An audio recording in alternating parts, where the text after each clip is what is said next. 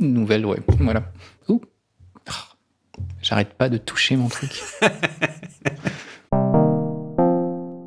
Ce matin, je bois du Dong Tea.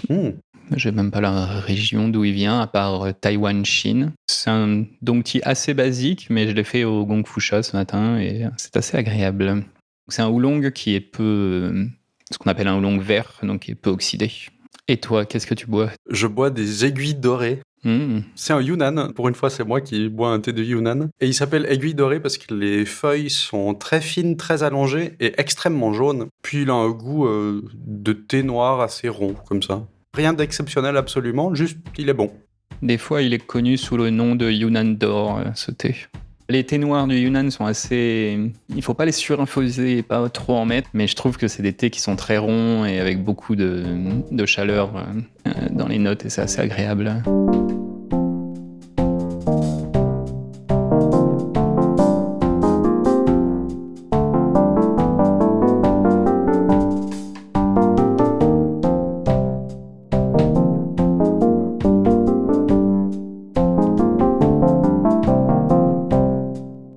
Alors l'épisode d'aujourd'hui, qui est un épisode book club, où on a lu un livre, ça arrive de lire des livres, qui parle de la méthode bullet journal.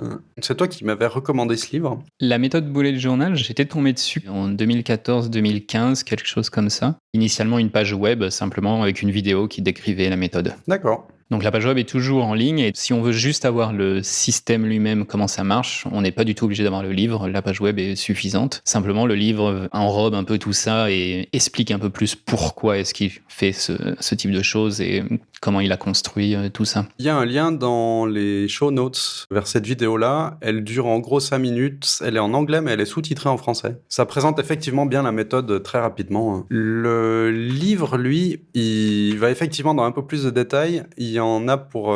Alors, ça dépend les éditions. En français, il y en a entre 350 et 400 pages. Actuellement, la seule version que je trouve, c'est la version en livre de poche qui coûte environ 8 €. Moi, j'ai lu la version numérique, toi aussi, hein. Mais tu l'as en papier.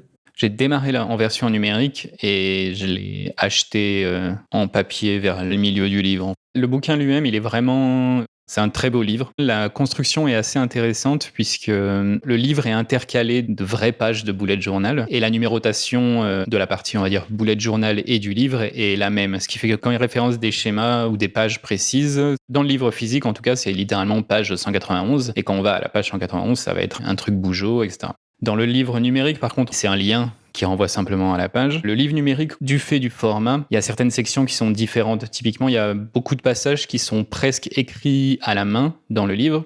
Cette fonte-là, on la retrouve pas forcément dans la version EPUB, en tout cas. Je l'ai testé sur ma liseuse, mon Kobo, et effectivement, c'était écrit en écriture normale. Alors qu'en l'ouvrant sur mon ordinateur, j'avais des caractères différents. Ça arrive alors aussi qu'il y a des images avec l'écriture manuscrite, mais c'est pas aussi bien fait que dans la version papier. Souvent, il y a une page complète du livre, donc qui va être une page d'un bullet journal et qui va être un peu artistique, on va dire. Ça, dans le hip-hop, ça va être une image, mais une image qui, sur un écran qui est plus petit, va paraître rétrécie et un peu difficile à lire. Personnellement, je préfère vraiment la version papier, mais j'ai un petit biais puisque en ce moment, je préfère énormément les livres papier.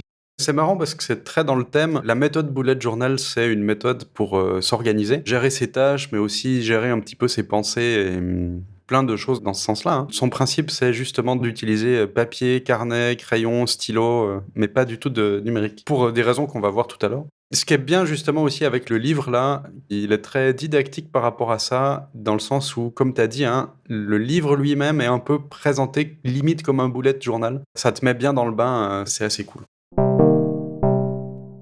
En termes de contenu, le livre est organisé en 5 parties. On va dire que les 3 premières sont les principales, où il va décrire un peu comment se préparer avec le matériel entre guillemets dont on a besoin, qui globalement est n'importe quel notebook et n'importe quel stylo. La deuxième partie est dédiée vraiment au système lui-même, comment il est construit, et la troisième à ce qu'il appelle des pratiques, qui sont au final des pratiques de pleine conscience. Les 2 dernières parties, en français, s'appellent l'art et la manière et clap de fin.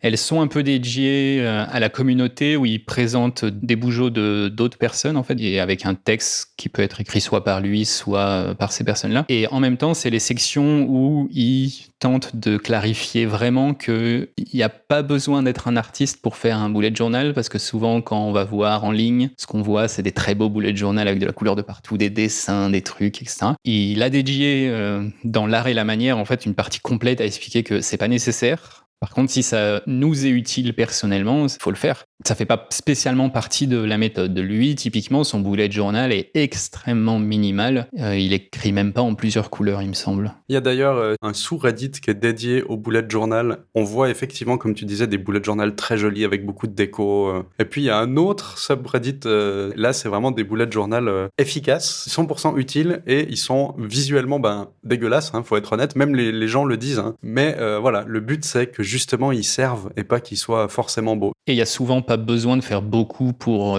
que ce soit agréable à l'œil.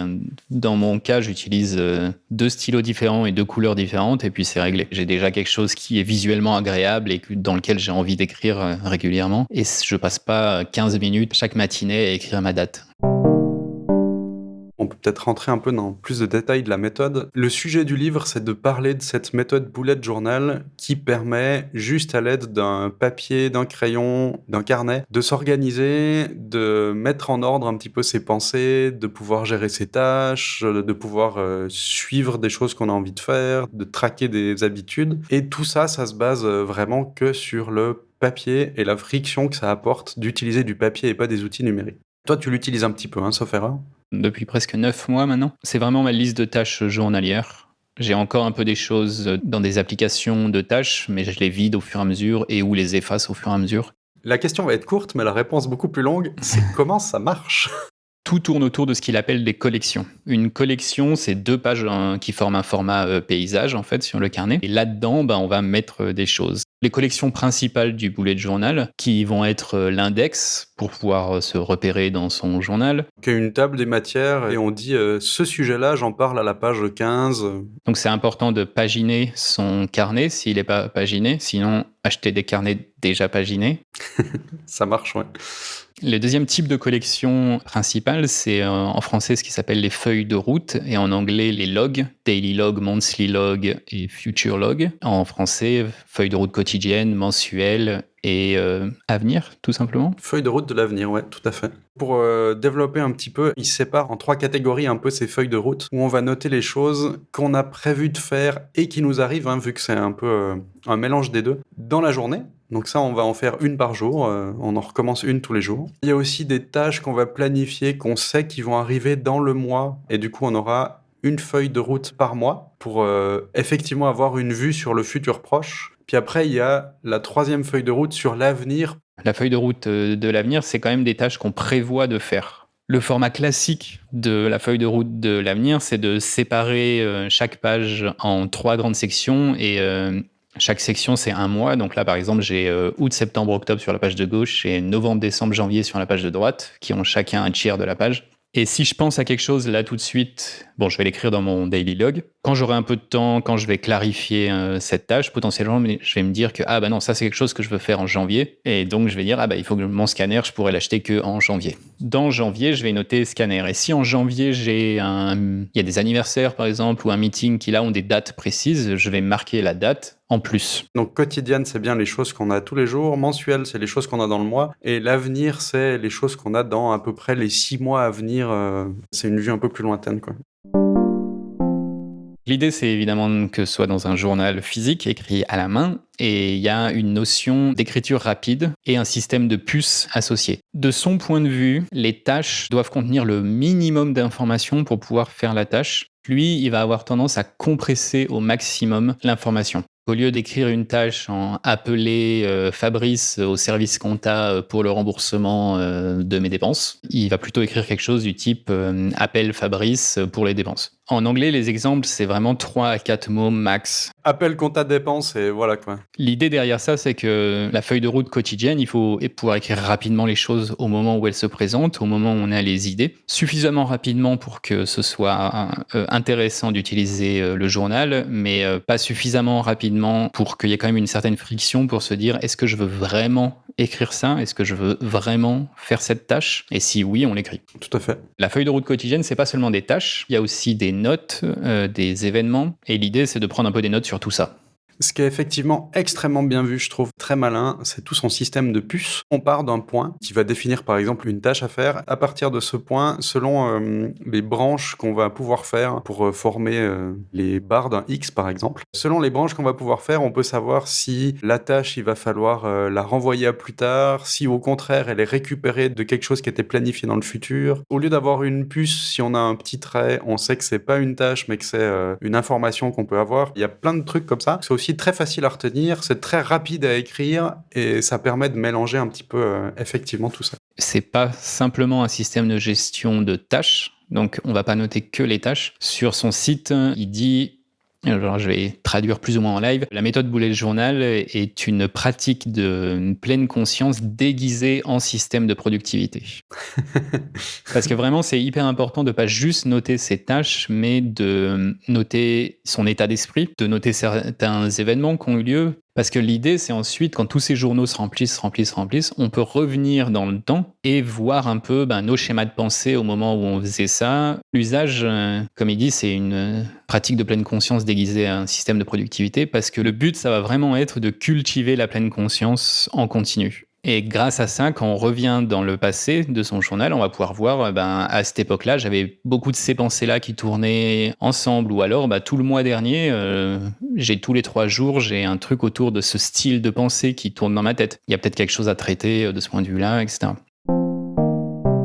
Ça tourne beaucoup autour des revues. Tous les jours, on a une revue de qu'est-ce qui s'est passé aujourd'hui, est-ce que les tâches qu'il y avait à faire, est-ce qu'elles ont été faites, ce que j'ai pensé, ce que j'ai noté, voilà, je vais regarder tout ça. Les tâches qui n'ont pas été faites aujourd'hui, il faut reporter ça au lendemain. Comme c'est pas un système numérique, le jour d'après, on refait une page du jour. Et donc, il faut recopier les tâches qui n'ont pas forcément été faites. C'est aussi le moment où toutes les pensées qu'on aurait pu noter ou des tâches prévues pour le futur, on va les noter aussi aux endroits qui leur seraient dédiés. C'est-à-dire que si on a une tâche qui est planifiée pour dans 2 mois, on va l'écrire dans la feuille de route correspondante dans 2 mois. Si on a des pensées qu'on a envie de mettre ensemble parce que ça concerne un certain sujet, on a potentiellement une collection qui existait déjà et on va pouvoir aller recopier ça là-bas dans le journal. Ouais. Et c'est ça qui est intéressant, je trouve, c'est qu'il y a vraiment tout un processus de revue. Donc on en fait une tous les jours pour la feuille de route quotidienne, une tous les mois pour la revue mensuelle qui est un petit peu plus vaste.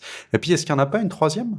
Dans le cas où on migre en fait de journal. Ah ouais, voilà. Donc quand on migre de journal, c'est quand le journal est plein ou bien au minimum une fois par an. Voilà, alors lui, il propose que tous les 1er janvier, on démarre avec un nouveau journal. Je comprends la logique, mais je ne peux pas me dire que je vais abandonner un journal dans lequel il reste 200 pages blanches juste parce que c'est le 1er janvier. Je suis dans un cas de figure qui est comme ça parce que là, en novembre, il me reste à peu près une 40aine de pages pour finir mon journal. Ce qui fait un peu court pour finir l'année. Je vais peut-être pas commencer décembre dans ce carnet-là et directement le commencer dans le carnet suivant. Je vais pas m'amuser à en janvier changer de carnet dans lequel j'aurais mis 30 pages d'écrits. Ce serait un peu trop, quoi. Ouais. Et sur les revues, donc il y a 2 revues journalières, une au début de la journée, une en fin de journée, une revue mensuelle et cette migration de journal qui est aussi une revue. Elles vont permettre de filtrer et à chaque étape, on va se demander pourquoi est-ce que je fais ça ? Est-ce que j'ai vraiment toujours besoin de faire ça ? Est-ce que j'ai vraiment toujours envie de faire ça ? Même si j'ai pas envie, est-ce que je dois le faire parce qu'il y a une contrainte externe, etc. On va passer notre temps en fait à se redemander est-ce que tout ce qui est dans ce journal, c'est intentionnel ou pas ? Ouais. La structure est en elle-même une pratique de pleine conscience, encore une fois. Le fait d'avoir de l'écriture manuscrite, ça amène une certaine friction. Hein. On passe du temps à écrire les choses, mais surtout, comme le principe, c'est de les déplacer, il faut recopier les éléments et c'est pas très agréable, on va pas se mentir. Hein. Ça fait pas envie de recopier 28 fois la même tâche parce qu'elle est toujours pas faite. Au bout d'un moment, soit c'est trop énervant et on fait cette tâche parce que voilà, marre de la recopier, soit peut-être que si elle est toujours pas faite et qu'on n'a pas envie de la recopier, est-ce qu'on va pas la laisser tomber ? Est-ce que toi, dans ta pratique, c'est quelque chose que tu remarques? Beaucoup, oui. Moi, j'ai tendance à reporter quand même énormément de choses journalièrement. C'est assez courant que j'ai une page entière pour une journée, Mmh. rien que de tâches. Je filtre constamment, c'est-à-dire que le lendemain, je vais pas m'amuser à recopier une page entière, ça va rien vouloir dire. Tu te rends compte que ça te sert à trier tes tâches? Je trouve que la revue mensuelle, c'est le moment où je vais le plus filtrer les choses. Ouais. Il y a un exercice qui propose de faire au tout début dans la partie de préparation qui est l'inventaire mental où c'est de faire 3 colonnes, ce sur quoi on est en train de travailler, ce sur quoi on devrait travailler et ce qu'on aimerait faire. On fait ces 3 colonnes et puis on dump un peu toutes ces pensées là-dedans. Et la première fois que j'ai fait ça, il m'a fallu 2 pages A4 pour tout remplir. Et ensuite, il faut que je les écrive dans le carnet à un moment donné. Donc je vais pas m'amuser à recopier 2 pages A4, clairement. Ça a bien filtré les choses initialement. Cet exercice, en fait, je le refais chaque mois. Je reprends une page A4, je remets mes 3 colonnes, je prends toutes les tâches qui sont encore ouvertes dans mon carnet, que je reporte sur cette page. Potentiellement, dans le cas de mon travail, des tâches en plus ou des projets qui vont arriver de notre gestionnaire de tâches commun. Je mets tout ça par écrit et là, je refiltre de nouveau en me disant est-ce que je vais vraiment faire tout ça parce qu'il va falloir que je les réécrive dans mon carnet. Tu ferais dans ce cas-là 2 écritures. Une page de sortir de l'état actuel pour mettre dans l'inventaire, puis après il y aurait refiltrer l'inventaire pour remettre au bon endroit. Ouais, il me semble pas que dans la migration mensuelle, il parle de faire ça. C'est quelque chose que j'ai vu dans une vidéo en ligne de quelqu'un.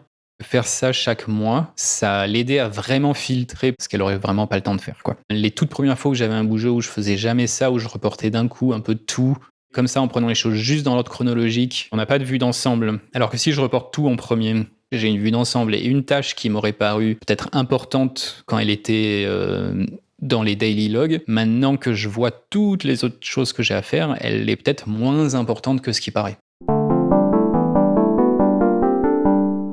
L'idée, hein, c'est clair que toute la pratique du bullet journal, finalement, ça demande de l'effort en plus, mais que ce temps investi et ces efforts investis et faits te font gagner du temps après derrière et de la clarté. Ouais, exactement. Ça fait un petit moment, combien de temps que tu utilises? Est-ce que tu es satisfait du retour sur l'investissement entre l'effort et le temps que tu investis dans la méthode bullet journal? Est-ce que tu es satisfait de ce qui en ressort? À 20 jours près, ça fait 1 an là. Je suis globalement très content parce que justement avec cette clarté gagnée comparée à utiliser un logiciel numérique, l'un des problèmes que j'ai avec une application numérique, c'est que je vais accumuler énormément de tâches. Dans OmniFocus, j'avais genre 1000 tâches en tout individuelles, ce qui en vrai n'a aucun sens. C'est pas des choses que tu vas vouloir recopier à la main, donc ça force à faire le tri, quoi. Ça, c'est inévitable. Si je les écrivais toutes dans mon carnet, je peux écrire 37 tâches par page sur une ligne chacune. Donc pour en avoir 1000, il me faudrait 35-40 pages, quelque chose comme ça. Ce qui va pas être possible. Non. 35 pages, c'est ce que j'utilise pour un mois de tâches. Donc ça t'a forcé un peu à trier. Quand je suis passé, j'ai pris un peu les tâches principales et j'ai abandonné tout le reste. Et c'est bien la preuve aussi qu'il y avait beaucoup de choses qui ne servaient à rien, puisque depuis 1 an quasiment, j'ai pas entièrement vidé mon appli. Donc il y a une quantité de tâches inutiles. Et ce que j'aime bien dans le bullet journal comparé à une application qui va agréger une quantité de tâches énorme, c'est que quand j'ouvre cette application, je sais quelque part dans l'arrière de mon cerveau que j'ai une quantité de tâches énorme qui m'attend. Alors que quand j'ouvre le bullet journal, je sais que j'ai que les tâches que j'ai pu écrire au mieux sur la page du mois. C'est-à-dire que si j'ai rien à faire dans la journée, je sais que dans le pire des cas, mon backlog de tâches, c'est une page max. Ça change quand même pas mal l'approche que j'ai quand je vais prendre mon carnet et quand je vais gérer mes tâches. Ouais. Qu'est-ce qui était difficile quand tu as transitionné du numérique au papier comme ça? Est-ce qu'il y a eu quelque chose en plus qui est ressorti Je sais pas s'il y a quelque chose dans mon cas qui est plus difficile sur le papier. Je trouve qu'il y a des choses qui sont plus mises en évidence et je pense que c'était des difficultés que j'avais avant mais que je remarquais moins avec le numérique. Principalement le fait que je me rends bien compte que j'ai tendance à prendre beaucoup de tâches. Et ça, c'est quelque chose qui, quand l'outil était numérique, se voyait un peu moins parce que ça va très vite, c'est très facile de les trier ensuite. Et là, je me rends compte que les tâches que j'ai prévues à faire dans le mois, c'est quand même extrêmement rare que j'en fasse ne serait-ce qu'un tiers. D'accord, ouais. Le nombre de nouvelles tâches qu'on m'a soit envoyées, soit que je me suis moi-même assigné, a totalement changé par rapport à mon plan initial du mois. C'est un peu la difficulté que j'ai en ce moment, c'est que évidemment, c'est jamais possible de tout faire ce qu'on a prévu. Il en parle aussi, c'est normal que quand on migre d'un mois à l'autre ou qu'on migre d'un carnet à l'autre, il y ait beaucoup de tâches qui soient toujours ouvertes parce que ça fait partie du travail de réaliser la quantité de choses qu'on accepte comparé à la quantité de choses qu'on peut faire. Mais je trouve que c'est vraiment exacerbé avec le bullet journal parce que justement le fait qu'il faille tout réécrire en continu. Même si j'ai moins de tâches en tout, je me rends compte que ce problème est toujours très présent.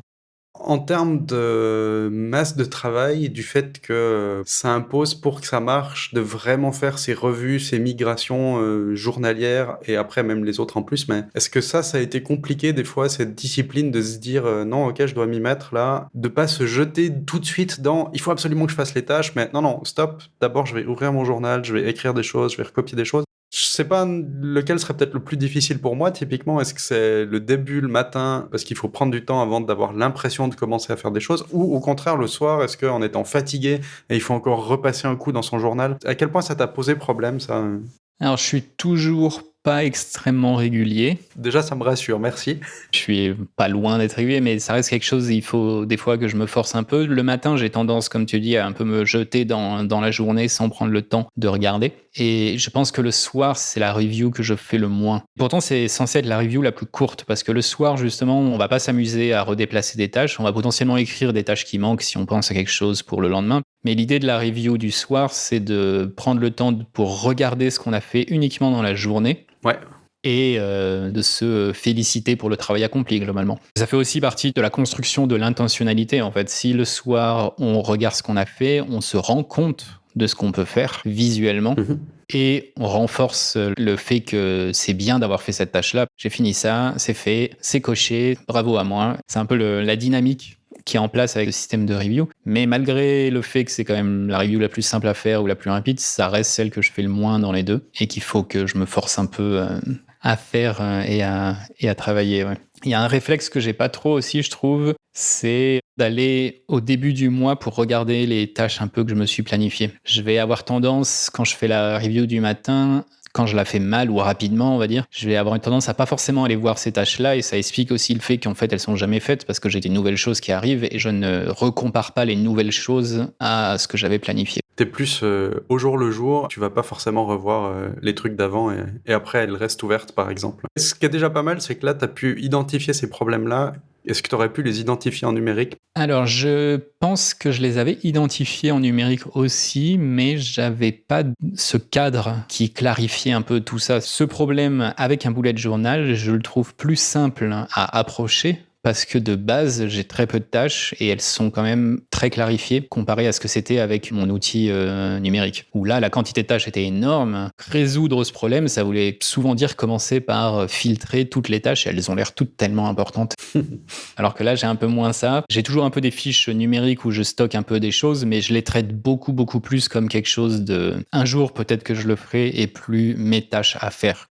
Est-ce qu'au final, tu sens que les choses que tu fais, t'es plus satisfait parce que tu vas justement faire des choses plus à l'essentiel et que ça marche, que tu progresses plus? Comment tu ressens la différence des choses que tu fais, tu vois, par rapport à la méthode que tu utilises? Est-ce que ça a changé quelque chose? Je pense que ça a un peu changé les choses, mais ça a été très diffus. Ça me donne la même sensation que la méditation, dans le sens où je suis incapable de dire exactement qu'est-ce qui m'a aidé dans la méditation, mais je sais que ça a eu un impact positif. Ok. Là, c'est un peu pareil. C'est loin d'être parfait, hein, mais j'ai vraiment cette sensation qu'il y a quelque chose qui bouge un peu dans la manière dont j'approche mes tâches, dans mes intentions. Je suis très loin d'être intentionnel dans tout ce que je fais, hein, et puis je pense que de toute façon, c'est pas quelque chose qui est atteignable. Mais je vois la différence s'il y a une semaine complète où j'ai noté que des tâches et pas une seule note ou événement dans mon carnet. C'est généralement une semaine de merde.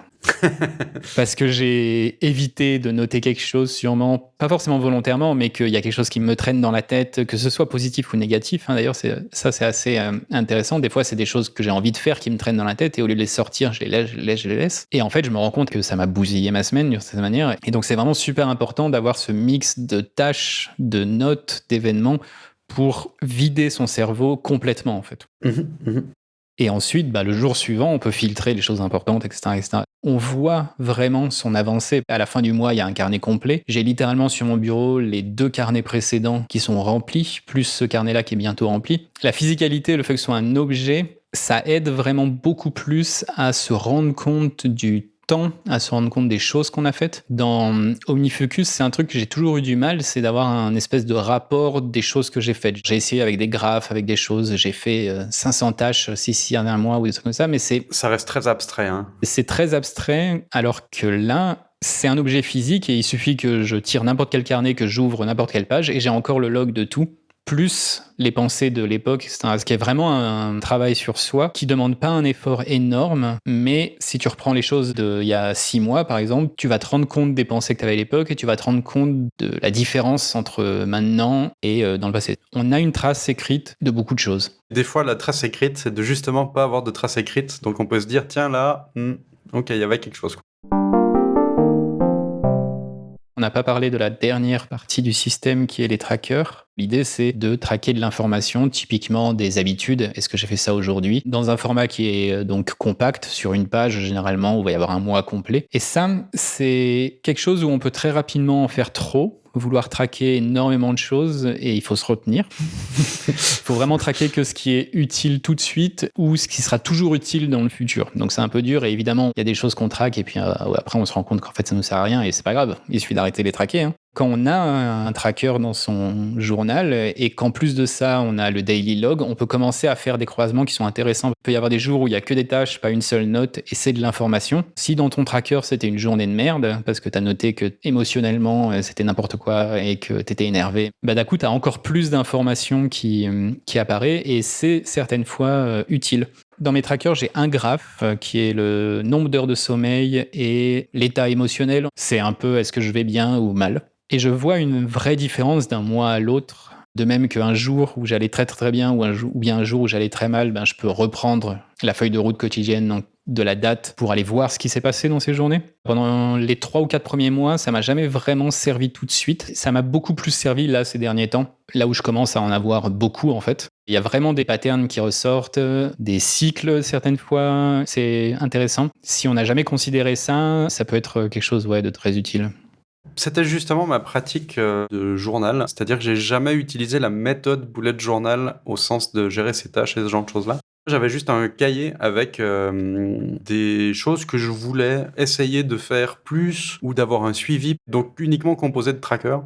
Je trouvais que je me lavais pas assez les dents. J'ai voulu augmenter ça. Tous les jours, il y avait 3 petites boîtes pour tiens, je me suis lavé les dents et il fallait que idéalement que j'aille cocher toutes les boîtes, quoi. En même temps, il y avait l'encouragement à le faire parce que j'ai envie d'aller cocher les cases. Puis en même temps, il y a la satisfaction de les avoir cochées après. Donc effectivement, les trackers, il y a moyen de suivre plein de choses comme ça. Tu parlais des heures de sommeil. Je traque aussi le nombre de cafés que je prends par jour, l'alcool. Dans le cas de l'alcool, je traque pas, j'ai bu 3 verres. Mais je fais un petit cercle, et puis si j'ai bu un deuxième verre, je fais un deuxième petit cercle, etc. Ce qui fait que le cercle grossit au fur et à mesure. Visuellement, c'est pas précis, mais en même temps, je m'en fiche que ce soit précis. Ce qui est intéressant, c'est le contraste de ce jour-là. On a plein de moyens de présentation différentes pour avoir des suivis et des comparaisons. Un autre tracker que j'avais mis en place, qui est cette fois juste une liste et que je trouvais étonnamment efficace. J'avais une liste de gratitude, des petites choses qui m'avaient plu, que j'avais trouvé chouettes. Et là, j'avais pas essayé d'en mettre une par jour, j'avais juste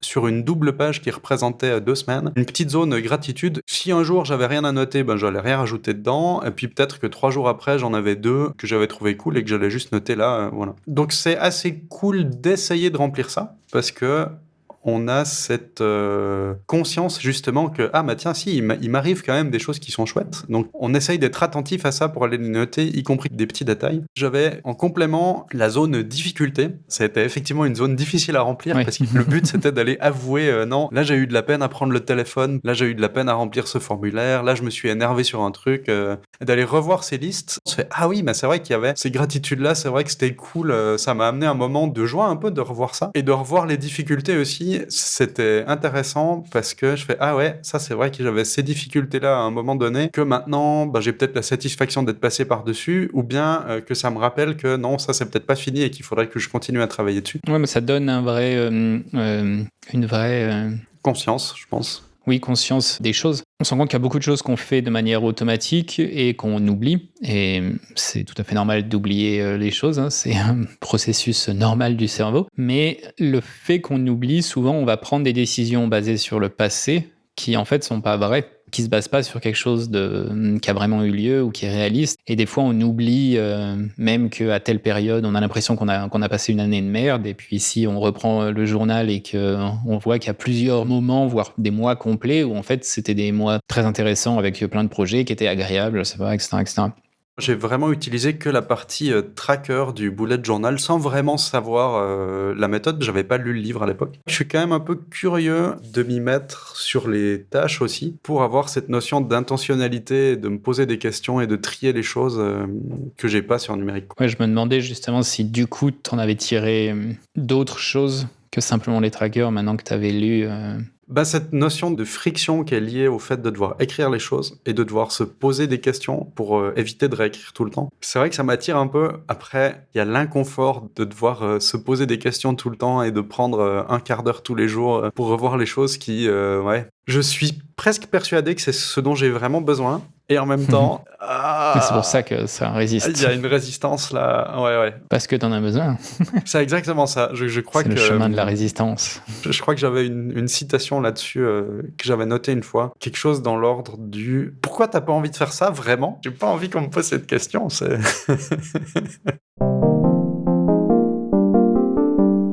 La troisième grande partie, la pratique en français, qui contient en fait toute une série d'exercices de pleine conscience. Tu as parlé un peu d'exercices de gratitude tout à l'heure, il en parle aussi. Tous les exercices d'intentionnalité pour construire du sens dans ce qu'on fait, ou trouver du sens dans ce qu'on fait, ou pas peut-être échanger ce qu'on fait, who knows. Je trouve que cette section est très intéressante parce que c'est vraiment une distillation de quasiment tout ce qui se fait en développement personnel, mais un peu plus to the point en seulement 100 pages. J'ai beaucoup aimé cette section parce que justement, il construit tout le système avec le bullet journal et il dit, bah voilà, le système lui-même est fait pour être intentionnel, mais en plus, le système lui-même supporte toute une série de pratiques qui t'aident encore plus à être intentionnel. Ouais. Il va souvent dire, bah ça, c'est une pratique qui est bien à faire dans la daily review du matin, celle-ci, daily review du soir, ou des choses comme ça. Alors, ça veut pas dire qu'il faut les faire à chaque fois, parce qu'il y a quand même une dizaine ou une quinzaine de pratiques différentes, il me semble, dans le livre en tout. Ouais, il y en a pas mal, ouais. Évidemment, si on les fait toutes, tous les jours, là, on va passer son temps à faire ça. Mais par contre, c'est vraiment quelque chose où, une fois qu'on a identifié quelque chose qui ne fonctionne pas ou qui ne va pas, bah, on va pouvoir aller voir dans les pratiques s'il y a quelque chose qui correspond, prendre cette pratique-là et puis la mettre en place, par exemple, pendant 1 mois, 2 mois, 3 mois, jusqu'à qu'on se dise que bah, c'est bon, en fait, maintenant, je suis passé au-dessus de ce problème ou de cette friction ou de quelque chose comme ça. J'ai trouvé la section très intéressante pour ça, pour le côté vraiment de distillation de tous les exercices les plus connus et les plus importants de pleine conscience. Il y avait pas mal de concepts intéressants aussi dans ce thème-là de se poser des questions et de faire les choses avec intention. Tout va effectivement là-dedans. Pour finir, en fait, sur le livre, ce que j'aime beaucoup, c'est que l'auteur dit qu'il a créé cette méthode parce qu'il a TDA en français, trouble et déficit de l'attention, acronyme très compliqué à prononcer, Ouais. je trouve. TDA, ouais. Donc il a créé cette méthode pour compenser ces problèmes. Et au tout début du livre, il dit que maintenant, c'est une méthode qui se prête parfaitement à la situation dans laquelle on est, avec le numérique qui nous ping en continu pour des choses. On prend jamais 5 minutes pour se poser, etc., etc., etc.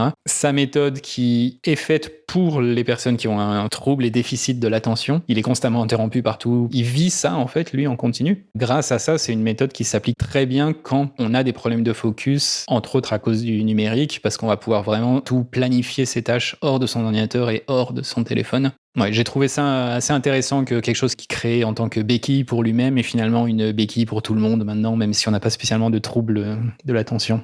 Le papier, la force à la déconnexion aussi. Plus que la friction de l'écriture, il y a aussi le côté de déconnecter, ouais. Donc on est obligé de se focaliser sur ce qu'on a. Et c'est vrai que ça aide à mettre ses idées en place et à se concentrer sur l'essentiel et pas être perturbé tout le temps. Petite avant-première pour les prochains épisodes. Au moment où on enregistre, on est à la fin de l'année. On va pas promouvoir le fait qu'il faille faire des résolutions pour le 1er janvier, parce qu'on pense qu'il y a d'autres méthodes. Hein. On en avait donc parlé dans les épisodes 7 et 8, qui concernaient un petit peu les thèmes. Fin d'année oblige, on va quand même en reparler un petit peu. Est-ce que tu as déjà un thème de choisir? Est-ce que tu as déjà une idée? J'ai l'impression que moi, j'ai mes idées de thèmes dans l'automne. C'est un peu les moments où, naturellement, j'écris des choses et je crée un peu presque les prochains thèmes à ce moment-là. J'ai déjà une idée, je n'ai pas encore défini si ça allait vraiment être ça, mais j'ai déjà quelques pistes dans la continuité de mon thème actuel.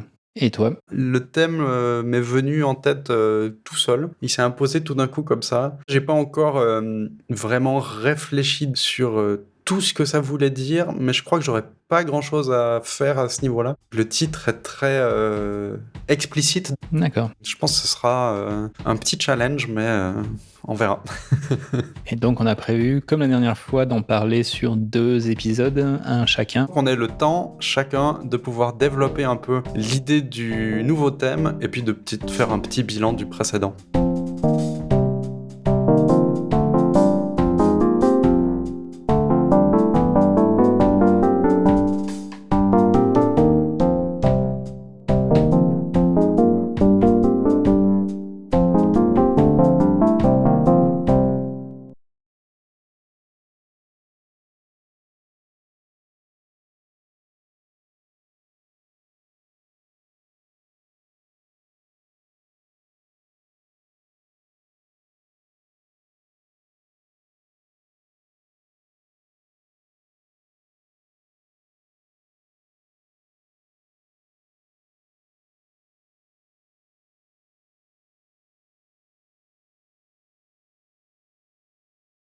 Est-ce que j'arrête l'enregistrement? Ouais, bah tu peux. Ok, alors 1h22, merci bien pour le montage, ça va être cool.